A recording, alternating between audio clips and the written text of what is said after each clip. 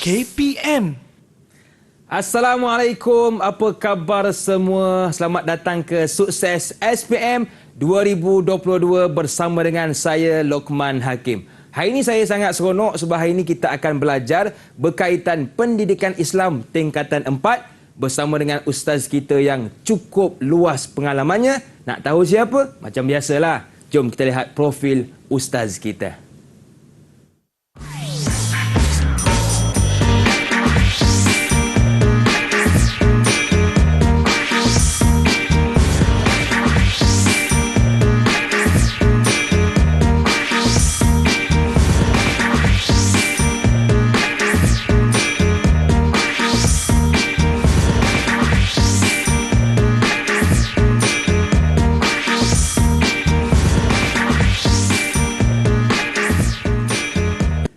Bersama dengan saya hari ini, kalau bukan siapa lagi, Ustaz Muhammad Amri Mat Hussein, Guru Cemerlang Pendidikan Islam dari Sekolah Menengah Kebangsaan Bandar Rincing, Selangor. Assalamualaikum Ustaz, apa khabar? Waalaikumsalam warahmatullahi wabarakatuh. Khabar baik, Luqman.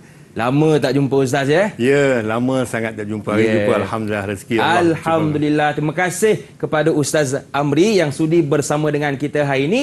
Dan kita juga hari ini ditemani oleh jurubahasa isyarat kita, iaitu Cikgu Nur Asmawati Mat Din dari Sekolah Menengah Kebangsaan Sultan Abdul Samad, Selangor. Apa khabar Cikgu? Alhamdulillah. Terima kasih juga kepada Cikgu Nur Asmawati kerana sudi bersama dengan kita hari ini. Dan macam biasa Ustaz, kita tidak bertiga hari ini. Macam biasa, hari ini kita ditemani oleh murid-murid yang lain. Betul ke Ustaz? Betul. Kalau tak keberatan, boleh ke Ustaz kenalkan mereka kepada kami? Ya, murid kita bersama kita pada hari ini, Luqman. Yang daripada yang pertama, kita ada Farah Syamimi, kita ada Syahira Afrina, kita ada Alia dan kita ada Nur Husna. Mereka ini daripada 4 Bougainville SMK Bandar Rincing, Luqman. Baik-baik semua, insya-Allah. Nama kelas pun terbelit lidah nak sebut. Terima kasih kepada murid-murid dalam talian kita dan juga yang menonton dari rumah. Okey Ustaz, untuk segmen ini kita nak tahu dulu apakah tajuk, topik dan standard pembelajaran kita Ustaz. Silakan. Okey. Terima kasih Luqman Hakim. Sama-sama Ustaz. Alhamdulillah. Assalamualaikum warahmatullahi wabarakatuh. Sekali lagi salam untuk anak-anak semua, anak-anak pelajar, murid-murid SPM 2022, insya-Allah. Tajuk kita pada hari ini, kita masuk tajuk yang sangat-sangat penting untuk 2022 ini, iaitu perkara yang membatalkan iman. Perkara yang membatalkan iman ni ada 3 perkara yang membatalkan. Antara perkara-perkara ataupun topik-topik yang kita akan bahaskan, akan bincangkan pada hari ini ialah yang berkaitan dengan perkara yang membatalkan iman, iaitu yang pertama, menerangkan perkara yang membatalkan iman dari sudut i'tiqad, dari sudut perkataan dan juga perbuatan. Dan kita juga nak merumuskan dan juga kita nak menerangkan, menjelaskan kesan melakukan perkara yang membatalkan iman. Dan kita nak lihat juga syarat-syarat terbatal iman. Seterusnya, bagaimana cara kita nak menjauhi perbuatan yang membatalkan iman. Ada cara dia, Luqman. InsyaAllah, ada cara dia. Seterusnya kita melihat yang pertama dulu. Kita lihat dan kita bincang yang pertama dulu. Apakah 3 perkara yang boleh membatalkan iman? Kalau kita lihat di luar sana, ada generasi ataupun ada orang-orang yang cuba memperkotak-katikkan akidah Islam, akidah agama Islam dan juga akidah seseorang itu. Kita lihat dulu perkara yang membatalkan, adakah dia melakukan perkara itu membatalkan iman ataupun sebaliknya. Antara 3 perkara yang boleh membatalkan iman ni ialah yang pertama i'tiqad, yang kedua perkataan dan yang ketiga perbuatan. Kita lihat dulu.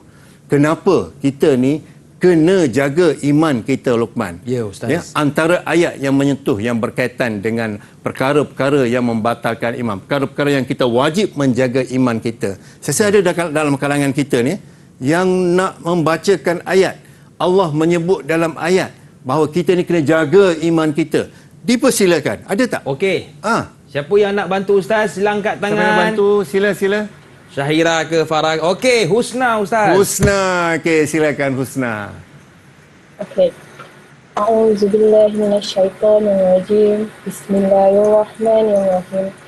Ya ayyuhallazina amanu taqullaha haqqa tuqatih wa la tamutunna illa wa antum muslimun. Yang bermaksud, wahai orang beriman, bertakwalah kepada Allah Subhanahu Wa Taala dengan sebenar-benar takwa dan janganlah kamu sekali-kali mati melainkan dalam keadaan seorang muslim. Alhamdulillah Husna, bacaannya sangat-sangat baik Ya, InsyaAllah. betul. Okay, kita minta Luqman itu ulang balik bacaan. Boleh, Ustaz? Kita dengar suara Luqman Boleh, insyaAllah. Ustaz. Sila Luqman. يا أيها الذين آمنوا اتقوا الله حق تقاته ولا تموتن إلا وأنتم مسلمون. Sejuk hati, Terima kasih sejuk Ustaz. jiwa Baik, mendengar. sejuk balapan risau juga kita ya. Okey, terima kasih Luqman insyaAllah. Sama-sama, Ustaz. Itulah ayat yang mana kita ni setiap Muslim tu wajib memelihara iman. Wajib. Ulang balik, wajib memelihara iman. Betul. Bagaimana cara kita nak pelihara iman dan bagaimana iman itu boleh terbatal, kita lihat satu persatu. Boleh Ustaz. Ya. Yang pertamanya i'tiqad. Dari sudut i'tiqad ini, dari sudut perkataan ini, di sudut perbuatan ini, dia ada contoh-contoh yang mana contoh-contoh ini murid-murid perlu faham, perlu ingat dan kalau boleh perlu hafal supaya kita boleh jaga iman. Nombor satu sekali, jaga iman kita, dan yang kedua nak jawab peperiksaan lah, insya-Allah. Baik. Adakah dalam kalangan kita ni yang nak terangkan apakah ataupun perbuatan-perbuatan dari sudut i'tiqad dulu. I'tiqad tu yang boleh membatalkan iman kita. Ada tak kawan-kawan kita? Okey, Sahabat siapa kita? nak bantu? Syahira Afrina. Syahira. Okey, silakan Syahira. Antara perkara yang membatalkan iman ialah dari al-uluhiyah, an-nubuwah, al-ghaibiyah dan asy-syariah. Betul, Alhamdulillah. Ustaz. Tepat sekali Luqman. Terbaik. Terima kasihlah Pak Syahira. Ya, terima kasih. Terbaik. Ya, antara empat perkara dari sudut i'tiqadnya yang boleh membatalkan iman, iaitu dari sudut al-uluhiyah, an-nubuwah, asy-syariah dan juga al-ghaibiyah. Itu adalah antara perkara yang boleh membatalkan iman. Terima kasih Syahira. Seterusnya kita lihat al-uluhiyah. Satu persatu kita lihat al-uluhiyah dari sudut apa? An-nubuwah dari sudut apa? Al-uluhiyah, an-nubuwah. Cuba terangkan sikit. Siapa agak-agaknya? Syahira, Okey, Ustaz. sila Syahira. Lagi sekali Syahira. Silakan. Al-uluhiyah bermaksud mengingkari kewujudan Allah Subhanahu Wa Taala sebagai pencipta al-khalaq. Okey, terima kasih. An-nubuwah. An-nubuwah pula bermaksud mengingkari kenabian dan kerasulan salah seorang atau kesemua nabi dan rasul. Okey, baik, terima kasih Syahira. Itu adalah antara perkara yang boleh membatalkan iman. Ya. Ingat murid-murid semua di luar sana, ingat. An-nubuwah berkaitan dengan kenabian. Al-uluhiyah berkaitan dengan ketuhanan. Al-ghaibiyat berkaitan dengan perkara gaib. Dan asy-syariah berkaitan dengan undang-undang ataupun ketetapan dalam Islam. Itu seperti apa? Seperti rukun Islam, rukun iman dan sebagainya. Batal iman melalui perkataan. Apa maksud batal iman melalui perkataan? Ada tak di sini yang nak jawab? Apa maksud batal iman melalui perkataan? Okey, Alia Ustaz. Silakan. Percakapan yang mengandungi pengakuan kufur, penafian akidah Islam atau mempersedakan hukum-hukum agama Islam. Ya, betul. Sangat tepat sekali jawapannya Alia. Terima kasih Alia. Iaitu percakapan yang mengandungi pengakuan kufur atau penafian akidah Islam atau mempersendakan hukum-hukum Islam. Jadi, apabila kita dah belajar ini, kita nekat, kita tekad dan kita sematkan dalam hati kita, jangan sesekali kita mempersendakan agama kita dalam apa jua bentuk perbuatan, perkataan dan juga persendaan kita. Jangan sama sekali. Anak-anak semua, anak-anak SPM semua, dan perkara yang membatalkan iman dari sudut perkataan. Perkataan, apa contoh perkataan yang boleh membatalkan iman? Sila, ada tak? Okey, Okey, Alia sila lagi sila Ustaz. Alia. Okey, lagi semangat sekali. betul Alia Contoh yang pertama ialah Okey, silakan Alia. Okey, sila Alia. saya tidak lagi beragama Islam. Yang kedua, Al-Quran tidak sesuai lagi diamalkan. Okey, dari sudut pengakuan, sudut persendaan Alia. Persendaan. Okey. Bilal itu menyalak seperti anjing. Zaman sekarang tidak perlu mutak aurat lagi. Allahu Akbar. Terima kasih Alia. Jawapannya sangat tepat. Dari sudut pengakuan, aku bukan lagi. Dari sudut persendaan, dia dengar azan, Bilal itu menyalak seperti ini. Itu persendaan. Allah. Mempersendakan hukum-hukum Islam, mempersendakan agama Islam. Na'udzubillah, minta jauh dari diri kita. Kita ni sebagai pelajar, kita sebagai murid-murid yang beragama Islam ini, jaga akidah kita, jangan mempersendakan agama kita. Seterusnya kita lihat dari sudut perbuatan. Ya, dari sudut perbuatan kita ada juga perkataan ataupun perbuatan yang boleh membatalkan iman kita. Okey, silakan. Siapa? Perbuatan. Okey, silakan Farah. Farah, sudut perbuatan. Contoh perbuatan yang boleh membatalkan iman. Perbuatan yang membatalkan iman ialah sujud kepada berhala atau makhluk dengan sengaja. Dan yang kedua, meletakkan peralatan agama dan memberikan penghormatan kepadanya. Okey, terima kasih. Ya, jawapan yang sangat tepat daripada Farah, itu perbuatan. Kita ada 3 tadi, intikad selesai, perkataan selesai, perbuatan selesai. Yeah. Itu adalah perkara-perkara yang boleh membatalkan iman kita. Jadi, kita dah belajar, kita dah mengaji ni. Selain daripada ilmu yang kita dapat, kita kena lihat dulu soalan-soalan yang berkaitan. Antaranya, jelaskan. Kita ambil satu contoh ya. Jelaskan 2 perbuatan yang boleh membatalkan iman. Tentu dah boleh jawab. Jawab dalam bentuk poin. Yang pertama, sujud kepada apa? Tadi? Sujud kepada berhala. Menyembah berhala, menyembah patung dan sebagainya, itu adalah perbuatan yang boleh membatalkan iman. Okey, baik. Jadi itulah antara perbuatan yang perlu kita jauhi. Dan sekarang Ustaz, kita nak berehat seketika, boleh ke? Okey, boleh, insyaAllah. Okey, jangan ke mana-mana. Teruskan bersama dengan kami pastinya dalam Sukses SPM 2022. Jumpa selepas ini. Didik TV KPM. Didik TV KPM. Kembali bersua dalam Sukses SPM 2022. Masih lagi bersama dengan saya Lokman Hakim, juga Ustaz Muhammad Amri Mat Hussein dan juga jurubahasa isyarat kita Cikgu Nur Asmawati Mat Din, dan tidak dilupakan juga murid-murid dalam talian dan anda yang menonton dari rumah. Okey Ustaz, untuk segmen ini pula, apakah yang akan kita fokuskan Ustaz? Okey, untuk segmen ini kita fokuskan kesan, syarat dan cara menjauhi. Baik Ustaz. Cara nak jauh ni dia ada cara-cara dia lah. Supaya iman kita ni kekal sehingga kita mati, insya-Allah. Amin. Mudah-mudahan. Jadi kita pergi kepada kesan dia dulu. Dari sudut kesannya, perkara yang membatalkan iman ni daripada rosak segala amalan. Kita dah beramal sebelum ni, kita solat, kita puasa, kita amal, tiba-tiba kita buat benda perkara ni. Betul. Jadi kesannya sangat-sangat mendukacitakan, mati dalam keadaan bukan iman. Na'udzubillah, minta jauh daripada hidup kita, insya-Allah, mudah-mudahan. Jadi kita nak lihat kawan-kawan kita ni. Kawan-kawan sahabat-sahabat semua, sahabat-sahabat SMK Bandar Rincing ini, cuba jawab. Ni soalan ni, cuba jawab. Apa dia? Dijelaskan 2 kesan perkara yang membatalkan iman. Silakan. Okey, siapa nak bantu Ustaz? Okey, silakan Farah Syamimi. Kesan perbuatan yang membatalkan iman ialah rosak segala amalan soleh dan ibadah yang dilakukan. Dan yang kedua, tidak diampunkan dosanya sekiranya tidak bertaubat dan kembali kepada Islam.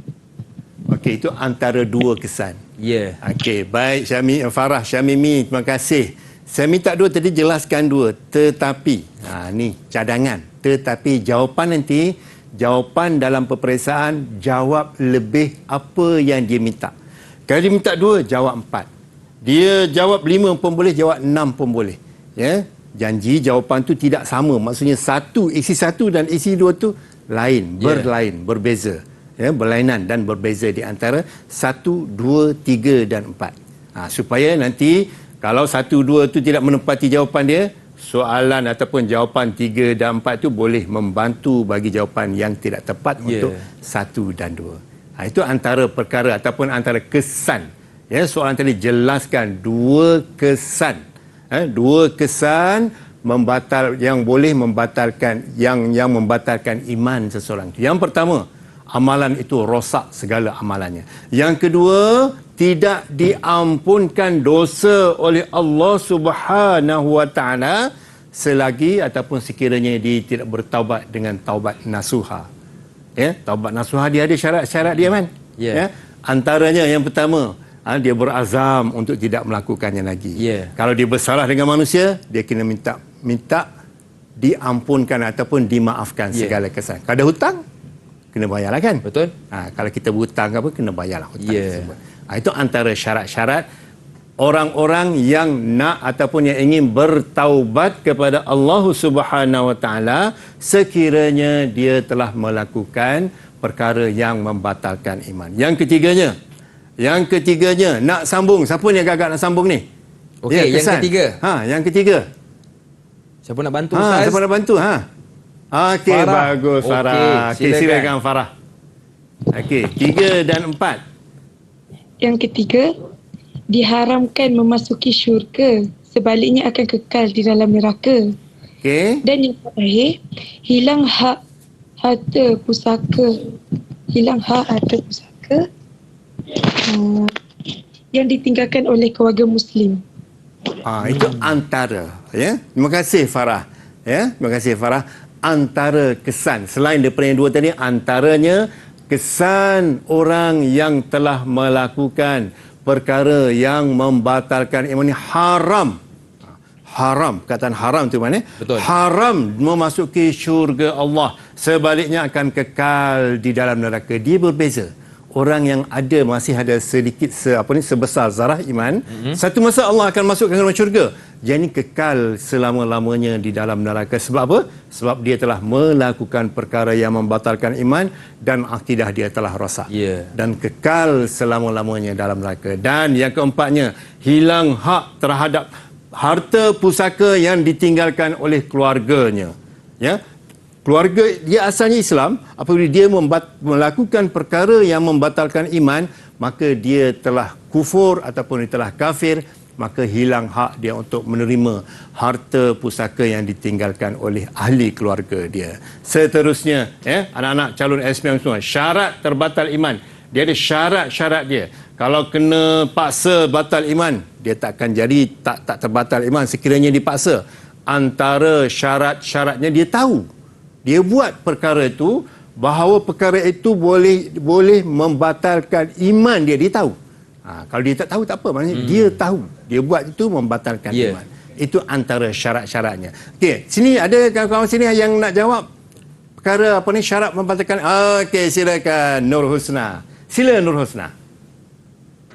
Antara syarat terbatalnya iman adalah mengetahui perkara yang dilakukan membawa diri kepada kufur.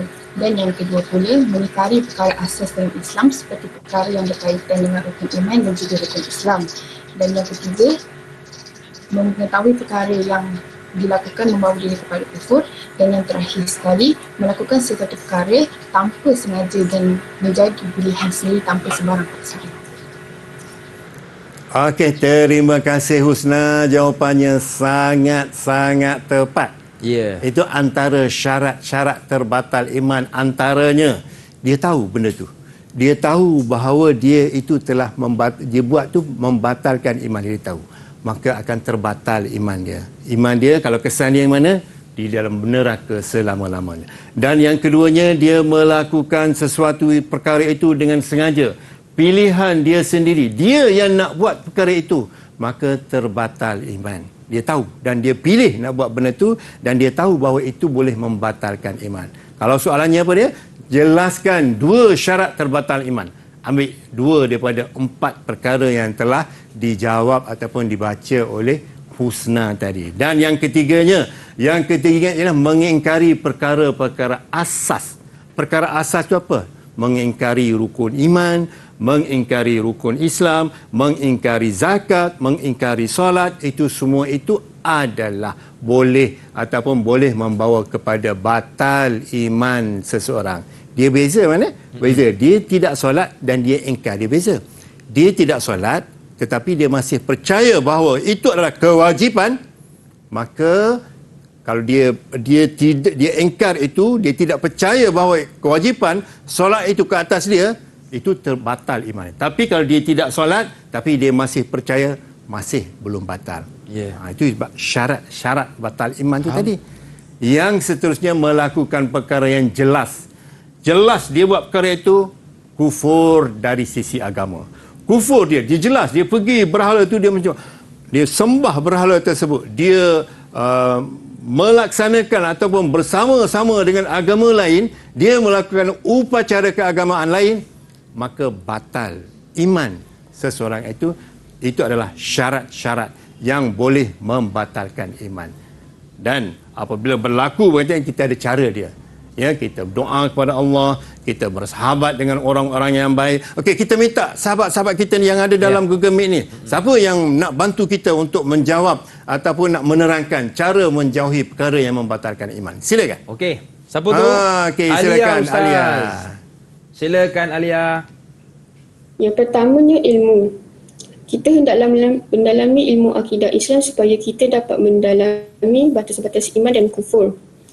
Yang keduanya ialah berdoa. Kita hendaklah berdoa dan memohon petunjuk Allah Subhanahu Wa Taala agar kita sentiasa istiqamah di atas agama Islam.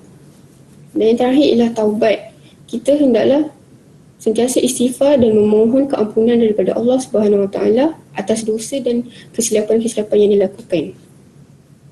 Terima kasih Alia, jawapannya sangat-sangat tepat. Itu antara perkara-perkara ataupun cara bagaimana kita nak menjauhi perkara yang membatalkan iman. Kita lihat itu ilmu kita dah dapat. Antara perkara yang kita kena buat ataupun kita nak kesanakan, ilmu. Kita kena mendalami ilmu akidah. Yang kedua, kita bersahabat dengan orang-orang yang baik, dengan orang-orang yang soleh, agar hidup kita ni, agar akidah kita terkawal dan juga disimpan ataupun dalam hati kita ni tersimpan akidah yang kuat, yang kukuh. Dan seterusnya kita beramal, mengkaji, dan selain daripada itu kita berdoa kepada Allah Subhanahu Wa Taala. Antara doa yang boleh menguatkan akidah kita, antaranya agak-agaknya apa mana? Yang selalu saya dengar kalau Tok Imam baca Ustaz, Allahumma ahyina bil iman, Allahumma amisna bil iman, Allahumma hsyurna bil iman, wa adkhilnal jannata ma'al iman. Betul ke Ustaz? Betul, Luqman. Alhamdulillah, baik, betul ya. Betul, itu antara doa-doa. Allahumma ahyina bil iman. Hidupkan kita ni dalam iman. Mati dalam iman, nak masuk syurga dalam iman, semuanya dalam iman kita. Iman dan iman Islam kita, akidah Islam kita. Jangan sampai tergelincir akidah kita. Jangan sampai tergelincir. Jangan sampai kita mempersendakan agama. Sebab ayat Al-Quran menjelaskan kepada kita, وَذَرِلْ الَّذِينَ اتَّخَذُوا دِينَهُمْ لَعِبًا وَلَهْوًا. Jauhi mereka ni yang menjadikan agama ini sebagai permainan dan persendaan. Allah kata apa lagi dalam ayat tersebut? Orang yang mempersenda agama ini, Allah sebut dalam ayat, lahum syarabum min hamim.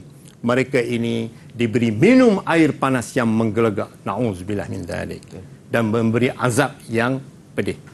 Itu antara balasan-balasan orang yang bersenda agama. Jadi, hari ini, Ustaz nak mohon kepada semua anak-anak yang ada dalam siaran ini ataupun berada di luar sana, yang berada di Google Meet ini, jauhilah perbuatan-perbuatan yang boleh mempersendakan agama, boleh menjejaskan akidah kita, boleh menjatuhkan martabat kita sebagai orang yang beragama Islam. Jangan sengaja kita mempersendakan agama kita, insya-Allah. Itu antara perkara yang boleh kita jauhi.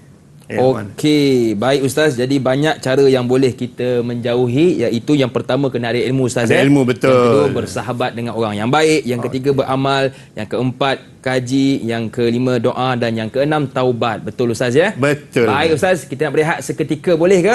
Boleh, insya-Allah. Okey, jangan ke mana-mana, teruskan bersama dengan kami pastinya dalam Sukses SPM 2022. Didik TV KPM. Didik TV KPM. Terima kasih kepada anda yang masih lagi sudi bersama dengan kami dalam Sukses SPM 2022. Masih lagi bersama dengan saya Lokman Hakim, bersama dengan saya juga Ustaz Muhammad Amri Mat Hussein, jurubahasa isyarat kita Cikgu Nur Asmawati Mat Din dan murid-murid dalam talian kita. Okey Ustaz, untuk segmen kali ini pula, apakah yang ingin Ustaz kongsikan kepada kami? Okey, terima kasih host kita Luqman Hakim, seorang yang bijak, seorang yang pandai. Terima kasih Ustaz. Suaranya sangat-sangat merdu. Terima kasih. Untuk melaungkan bacaan-bacaan ayat Al-Quran dan juga doa-doa, insya-Allah. Syahdu kita. Terima kasih Luqman. Sama-sama Ustaz. InsyaAllah. Alhamdulillah, mudah-mudahan Allah memberkati hidup kita semua. Amin. Untuk segmen ini kita lihat sedikit berkaitan dengan soalan item ataupun item KBKK. Kemahiran berfikir kritis dan kreatif. Jadi soalan ini soalan yang asas ataupun soalan biasa, juga dipanggil soalan rutin. Okay, soalan rutin ya, anak-anak semua, murid-murid semua, calon SPM semua, soalan rutin ni jawapan awak mesti dalam bentuk point sahaja. Dash gitu. Okay, contoh, jelaskan dua perkara yang membatalkan iman. Dash, itu soalan rutin. Yeah. Soalan kebat jadi stimulus, nanti kita akan masuk segmen seterusnya. Jadi soalan rutin yang pertama, soalan yang pertama kita nak tanyalah calon-calon kita ni, bakal calon-calon SPM kita ni, nyatakan dua perkara yang boleh membatalkan iman, ya, selain melalui intikad. Yang kedua, nyatakan intikad yang boleh membatalkan iman selain intikad al-uluhiyah. Dua soalan yang berbeza, nampak sama tapi berbeza. Okey, ada tak kalangan kita ni yang nak jawab soalan tersebut? Silakan. Okey. Syahira, okey, Ustaz. silakan Syahira. Okey, soalan yang pertama. Soalan yang pertama ialah perkataan dan perbuatan. Soalan kedua pula ialah al-ghaibiyat, an-nubuwah dan asy-syariah. Alhamdulillah. Simple jawapan. Okey, kenapa simple, kenapa ringkas? Sebab soalan kata tugas dia nyatakan. Kalau soalan kata tugas dia nyatakan, soalan jawapan dia pendek-pendek je. Boleh panjang, tetapi pendek memadai untuk dapat markah penuh. Panjang lagi baiklah. Ya. Tapi sepatah perkataan itu dah membolehkan calon-calon ataupun murid-murid mendapat markah penuh untuk jawapan-jawapan tersebut. Antaranya, nyatakan dua perkara yang boleh membatalkan iman. Dua perkara yang boleh membatalkan iman. Selain intikad itu, noktah bertindih. Jawapan yang pertama, dash ke bawah itu perkataan, dash di bawahnya perbuatan. Mudah, simple. Untuk jawapan dalam peperiksaan nanti, insya-Allah. Dan yang kedua, sebagaimana Husna, sebagaimana Farah ke Husna tadi? Syahira Ustaz. Syahira, Masya Allah. Dia butuhkan tempat je. Syahira tadi jawab tadi. Dia kata nyatakan intikad yang boleh membatalkan. Juga masih lagi nyatakan. Kalau nyatakan ni, nyatakan jawapannya boleh dash juga bawah tu. Yang pertama tadi. Kita ambil sini. Dua perbuatan yang boleh membatalkan iman. Yang pertama, jawapan pertama, perkataan. Sudah memadai. Sudah Ustaz, memadai. Sebab apa? Sebab soalan nyatakan. Faham? Yang kedua, perbuatan. Sudah memadai. Okey, kalau soalan di sana dia kata jelaskan ataupun terangkan dua perkara yang boleh membatalkan iman. Jawapan calon mesti perkataan, contohnya, kena sambung lagi. Ya. Contohnya apa? Perbuatan. Contohnya sujud kepada berhala. Contohnya perkataan. Contohnya zaman sekarang ini tidak perlu lagi menutup aurat. Itu contoh. Ini dari sudut sudut kata tugas nyatakan. Sama juga di bawah ini, nyatakan i'tiqad yang boleh membatalkan iman selain i'tiqad al-uluhiyah. Ambil sini i'tiqad yang boleh membatalkan iman selain i'tiqad uluhiyah, noktah bertindih. Yang pertama, an-nubuwah.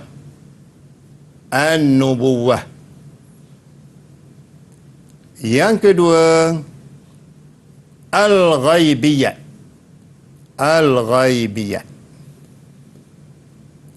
Jadi, nak jelaskan bahawa soalan nyatakan. Kalau soalan jelaskan, mesti ada contoh panjang.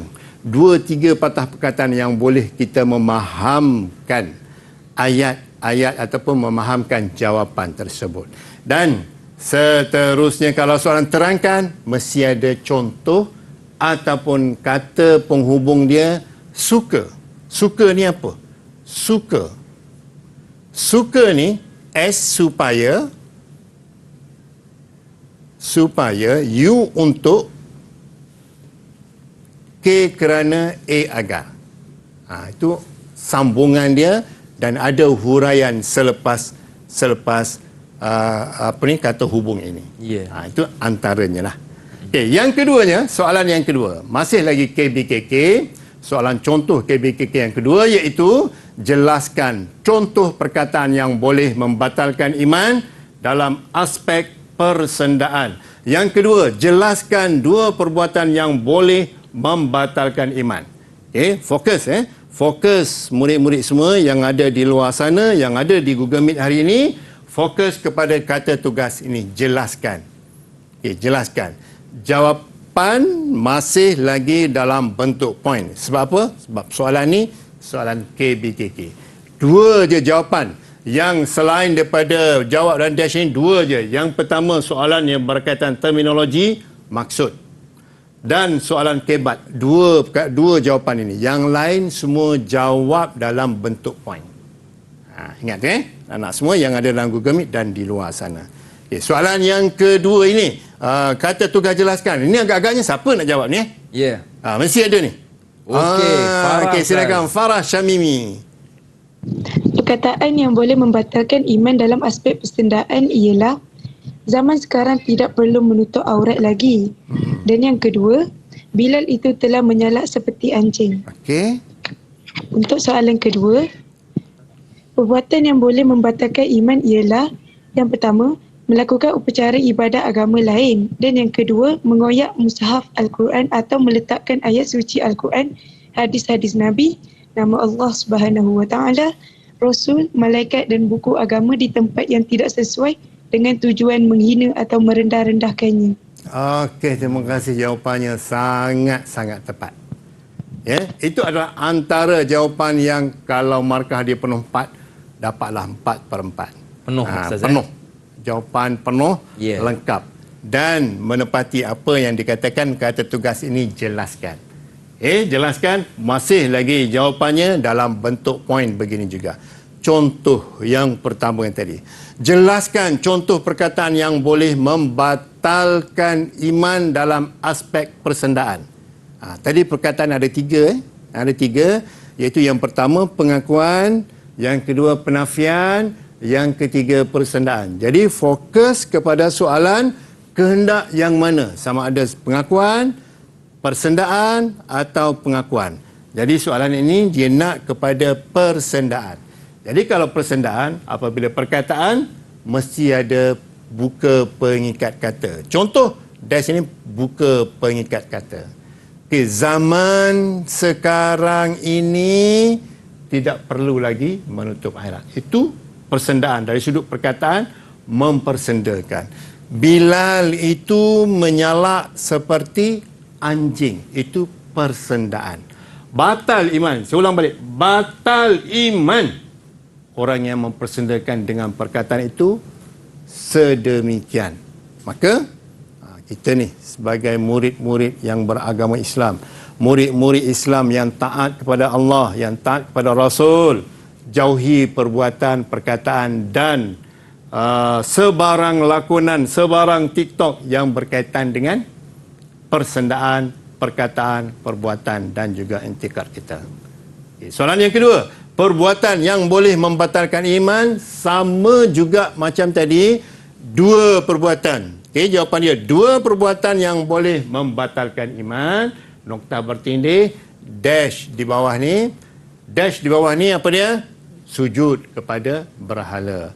Mengoyak Al-Quran, mushaf Al-Quran dengan sengaja, dengan niat untuk mempersendakan agama. Dia beza.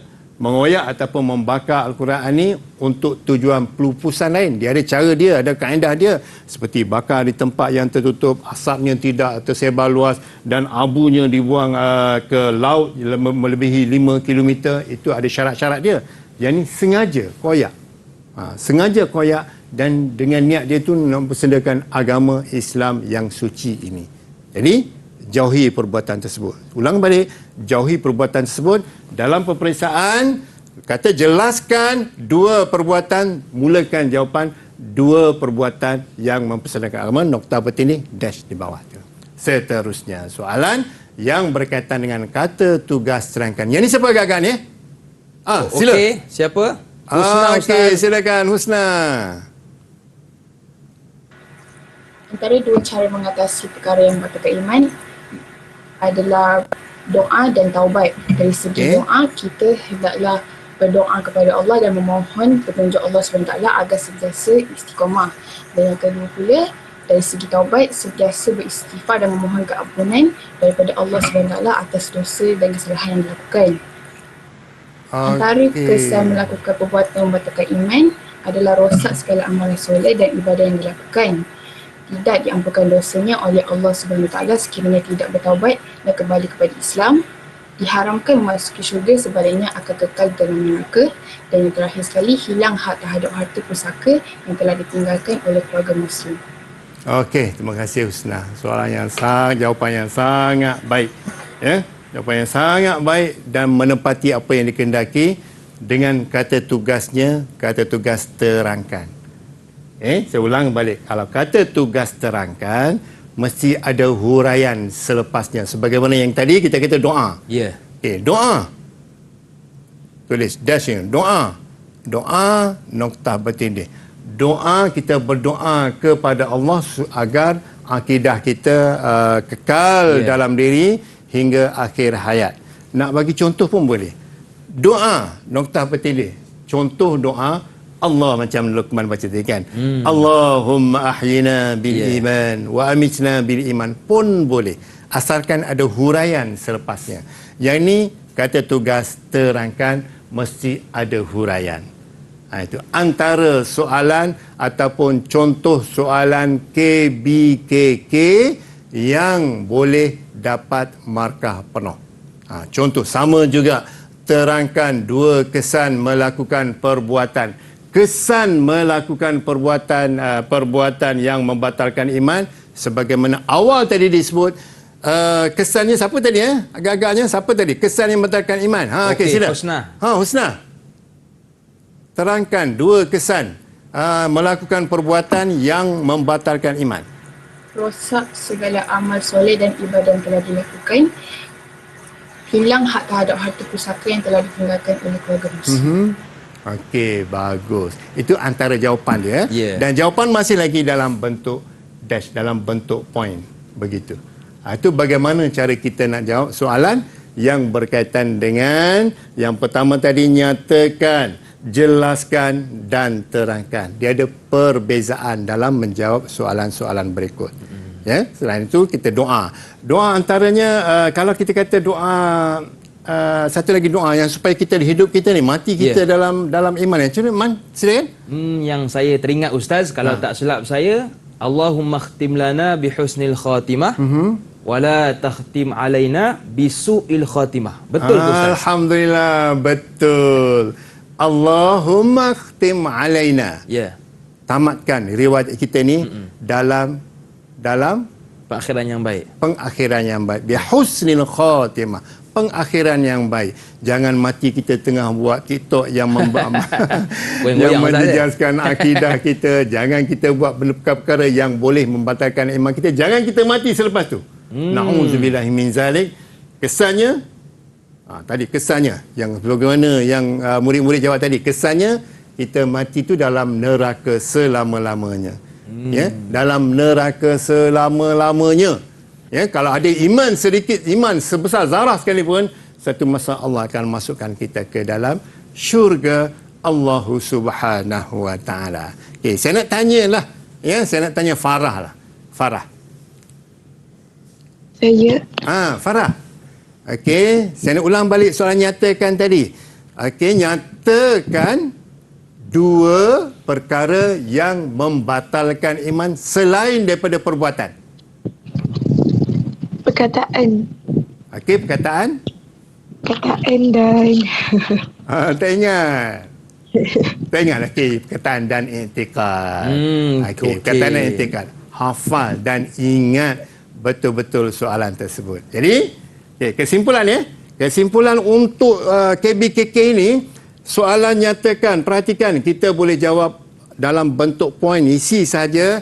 Yang kedua, jelas ayat yang jelas yang boleh difahami. Dan yang ketiga, terangkan kita boleh jelas ayat tersebut, isi tersebut bersama dengan huraian. Okey, baik Ustaz. Jadi itulah contoh soalan KBKK yang boleh kita usahakan. Okey Ustaz, kita lihat seketika boleh kan? Okey, boleh.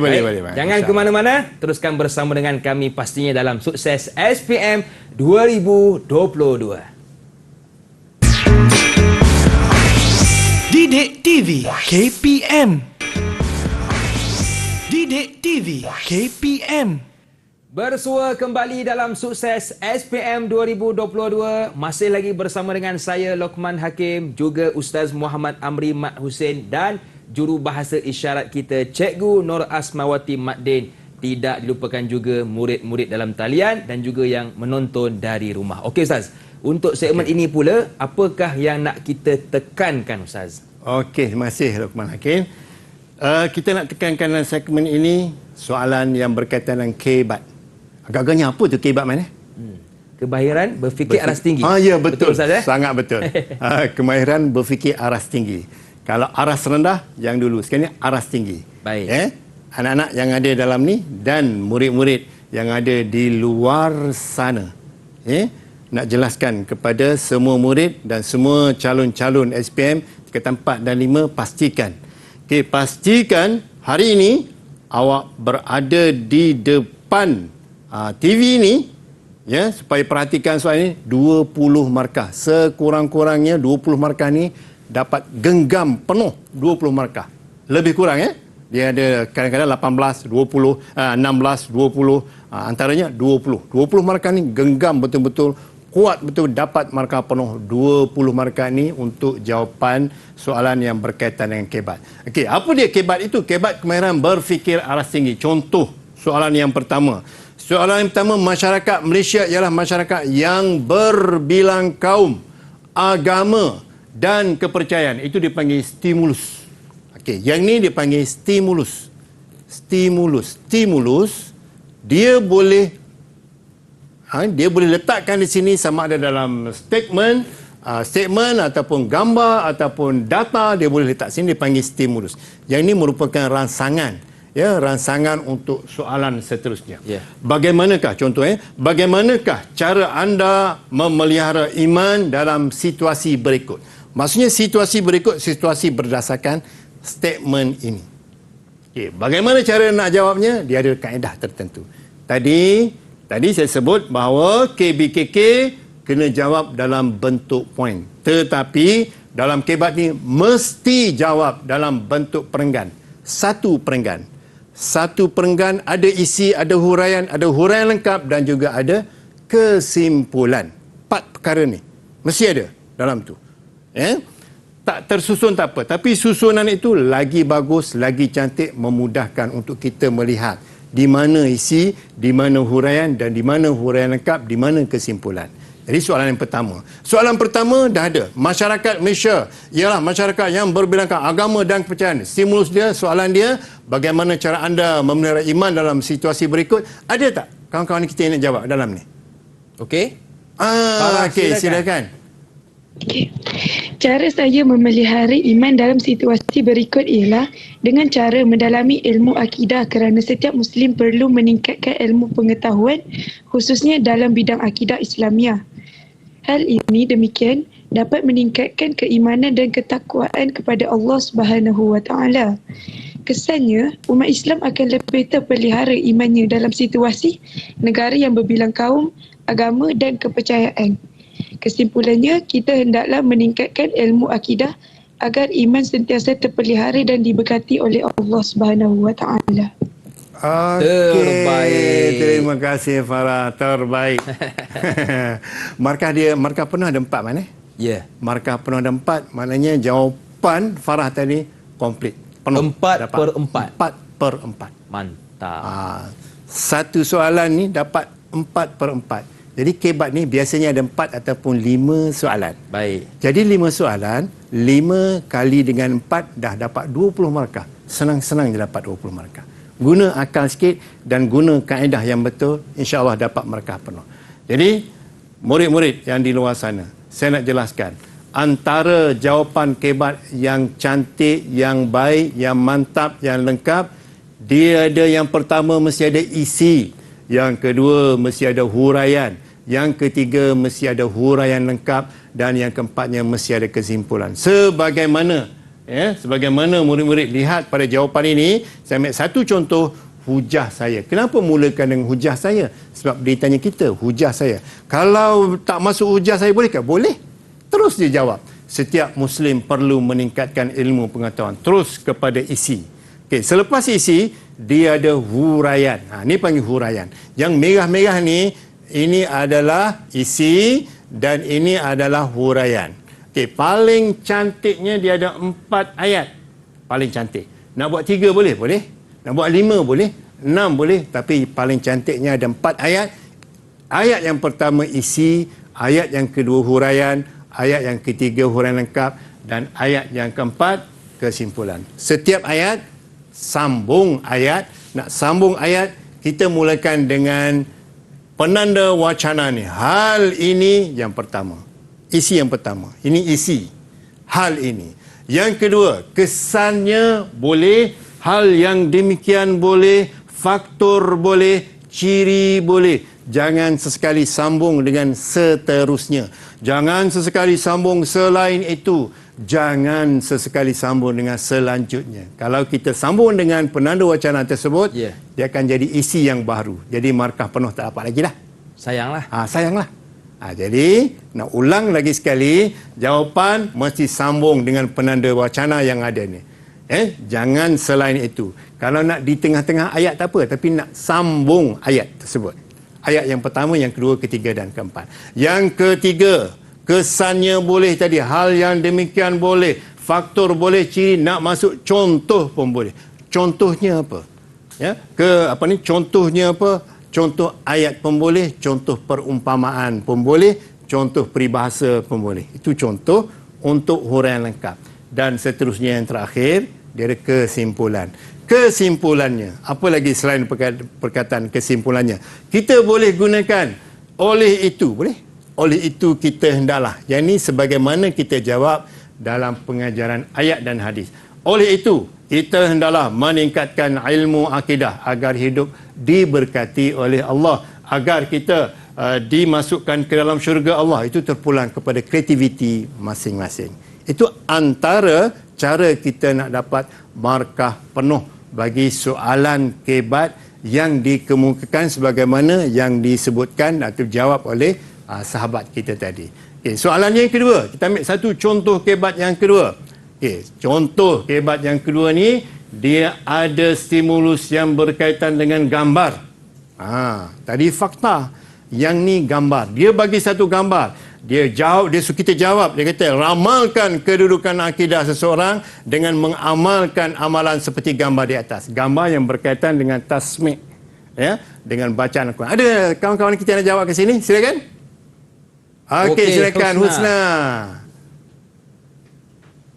Hujah saya, setiap Muslim perlu meningkatkan akidah. Ini kerana akidah akan lebih mantap kerana kita mendalami ilmu Al-Quran. Hal ini kerana Al-Quran akan membentuk akhlak dan akidah yang benar. Kesannya, seseorang itu akan lebih mantap imannya dari segi akidah dan juga akhlak. Oleh itu, kita hendaklah mendalami ilmu Al-Quran supaya hidup diberkati oleh Allah Subhanahu Wa Taala. Okey, baik Husna. Jawapannya sangat-sangat tepat. 4 markah. Ada isi, ada huraian lengkap dan ada kesimpulan.